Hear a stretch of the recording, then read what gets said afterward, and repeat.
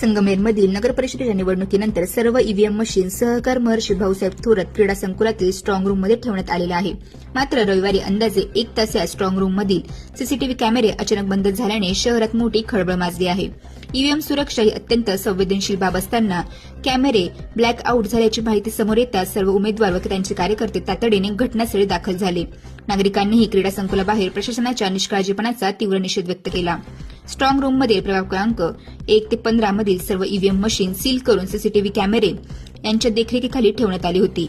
मात्र अचानक 1 तास कॅमेरे बंद झाल्याने नागरिक व उमेदवारांच्या मनात नवीन शंका निर्माण झाली आहे. नागरिकांच्या प्रश्नानंतरही प्रशासनाने समाधानकारक उत्तर देऊ न शकल्याने संभ्रम अधिक वाढला आहे. काहींनी तर तीव्र आंदोलनाचा इशारा दिला आहे. या प्रकरणाचे पडसाद आता तालुक्यात आणि संपूर्ण जिल्ह्यात उमटत आहे. नवतेज महाराष्ट्रासाठी प्रतिनिधी अमोल वाघमोडे, संगमनेर.